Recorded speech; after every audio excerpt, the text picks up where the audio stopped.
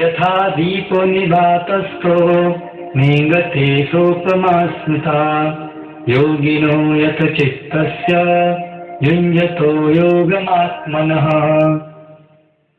जिस प्रकार वायु रहित स्थान में दीपक हिलता डुलता नहीं, उसी तरह जिस योगी का मन वश में होता है वह आत्म तत्व के ध्यान में सदैव स्थिर रहता है।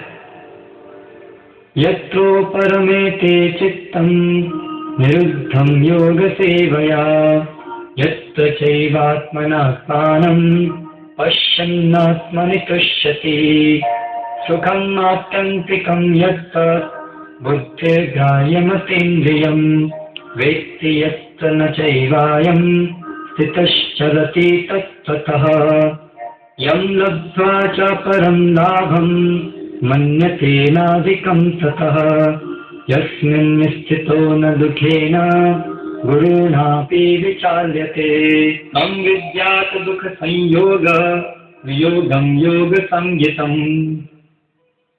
सिद्धि की अवस्था में जिसे समाधि कहते हैं, मनुष्य का मन योगाभ्यास के द्वारा भौतिक मानसिक क्रियाओं से पूर्णतया संयमित हो जाता है।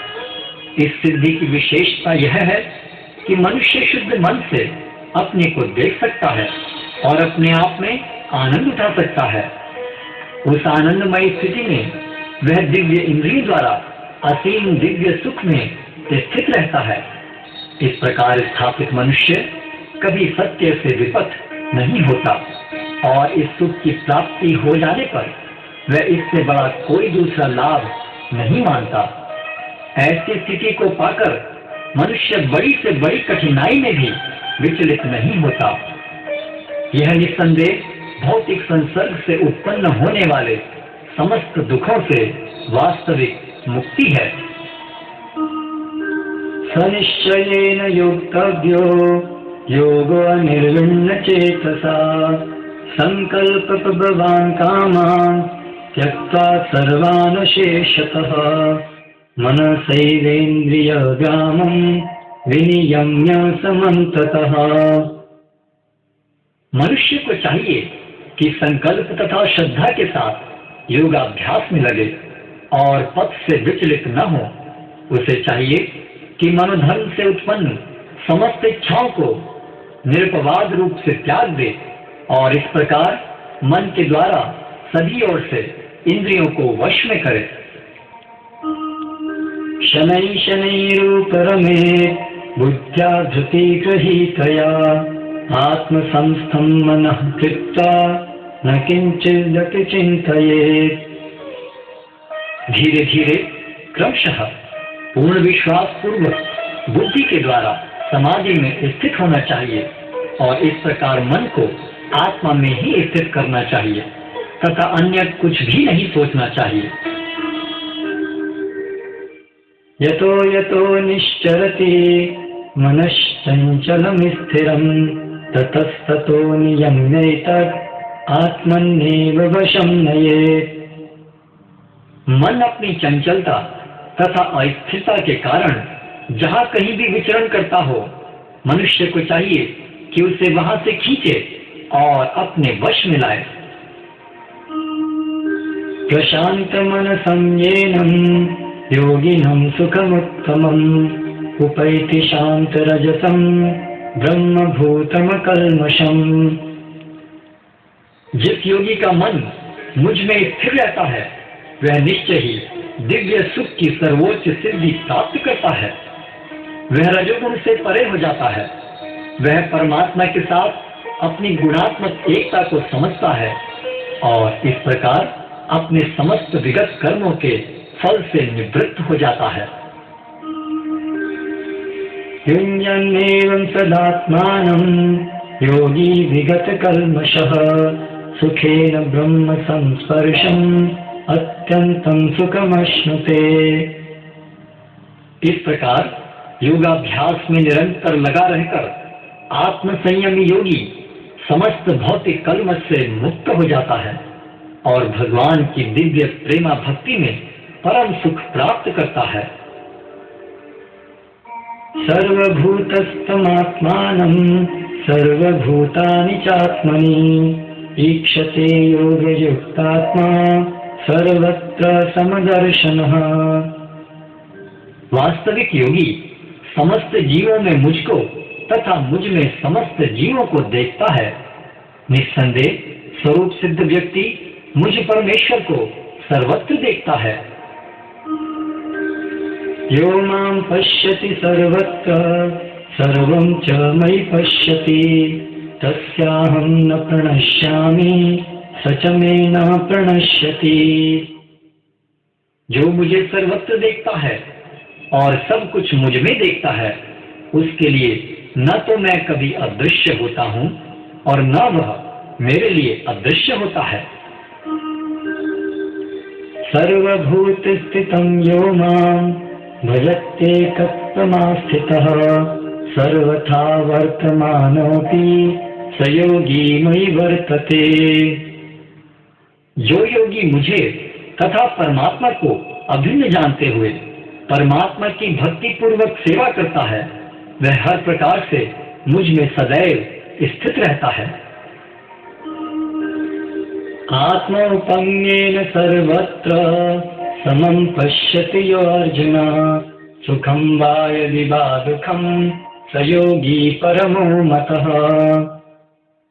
हे अर्जुन, वह पूर्ण योगी है जो अपनी तुलना से समस्त प्राणियों की उनके सुखों तथा दुखों में वास्तविक समानता का दर्शन करता है।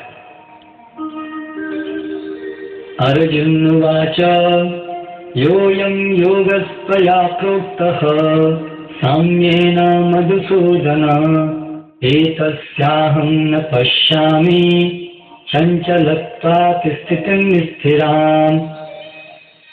अर्जुन ने कहा, हे मधुसूदन, आपने जिस योग पद्धति का संक्षेप में वर्णन किया है वह मेरे लिए अव्यवहारिक तथा असहनीय है, क्योंकि मन चंचल तथा अस्थिर है। चंचलं हि मनः कृष्ण प्रमाथि बलवत्तृडं तस्याहं निग्रहं मन्ये वायोरिव सुदुष्करम्। हे कृष्ण, चूंकि मन चंचल, उच्छृंखल, हठीला तथा अत्यंत बलवान है, अतः मुझे इसे वश में करना वायु को वश में करने से भी अधिक कठिन लगता है। श्री भगवानुवाच असंशयं महाबाहो मनो दुर्निग्रहं चलम् अभ्यासेन तु कौन्तेय वैराग्येण च गृह्यते। भगवान श्री कृष्ण ने कहा, हे महाबाहु कुंती पुत्र, निस्संदेह चंचल मन को वश में करना अत्यंत कठिन है, किंतु उपयुक्त अभ्यास द्वारा तथा विरक्ति द्वारा ऐसा संभव है। असंयतात्मना योगो दुष्प्राप इति मे मतिः वश्यात्मना तु यतता शक्यो वाप्तुमुपायतः। जिसका मन उच्छृंखल है उसके लिए आत्म साक्षात्कार कठिन कार्य होता है, किंतु जिसका मन संयमित है और जो समुचित उपाय करता है उसकी सफलता ध्रुव है, ऐसा मेरा मत है।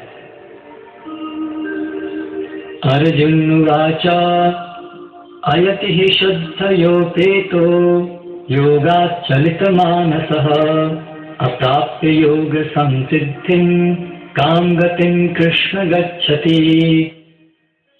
अर्जुन ने कहा, हे कृष्ण, उस असफल योगी की गति क्या है जो प्रारंभ में श्रद्धा पूर्वक आत्म साक्षात्कार की विधि ग्रहण करता है, किंतु बाद में भौतिकता के कारण उससे विचलित हो जाता है और योग सिद्धि को प्राप्त नहीं कर पाता।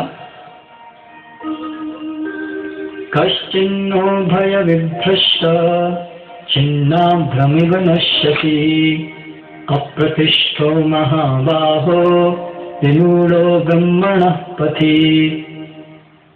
हे महाबाहु कृष्ण, क्या ब्रह्म प्राप्ति के मार्ग से भ्रष्ट ऐसा व्यक्ति आध्यात्मिक तथा भौतिक दोनों ही सफलताओं से च्युत नहीं होता और छिन्न भिन्न बादल की भांति विनष्ट नहीं हो जाता, जिसके फलस्वरूप उसके लिए किसी लोक में कोई स्थान नहीं रहता। एतन्मे संशयं कृष्ण चेत्तुम् अर्हस्य शेषतः तदन्यः संशयस्यास्य चेत्ता नायुपपद्यते। हे कृष्ण, यही मेरा संदेह है और मैं आपसे इसे पूर्णतया दूर करने की प्रार्थना कर रहा हूँ। आपके अतिरिक्त अन्य कोई ऐसा नहीं है जो इस संदेह को नष्ट कर सके। श्री भगवानुवाच पार्थ नैवेह नामुत्र विनाशस्तस्य विद्यते नहि कल्याणकृत् कश्चित् दुर्गतिं तात गच्छति। भगवान ने कहा, हे प्रथापुत्र, कल्याण कार्यों में निरत योगी का न तो इस लोक में और न परलोक में ही विनाश होता है। हे मित्र, भलाई करने वाला कभी बुराई से पराजित नहीं होता। प्राप्य पुण्यकृतां लोकान् उषित्वा शाश्वती समा शुचियां श्रीमतां गेहे योगभ्रष्टोऽभिजायते। असफल योगी पवित्र आत्माओं के लोकों में अनेकानेक वर्षों तक भोग करने के बाद या तो सदाचारी पुरुषों के परिवार में या कि धनवानों के कुल में जन्म लेता है। अथवा योगिनामेव कुले भवति धीमताम् एतद्धि दुर्लभतरं लोके जन्म यदीदृशम्। अथवा यदि दीर्घ काल तक योग करने के बाद असफल रहे तो वह ऐसे योगियों के कुल में जन्म लेता है जो अति बुद्धिमान है। निश्चय ही इस संसार में ऐसा जन्म दुर्लभ है। तत्र तं बुद्धि संयोगं लभते पौरवदेहिकं यतते च ततो भूयः संसिद्धौ कुरुनंदन।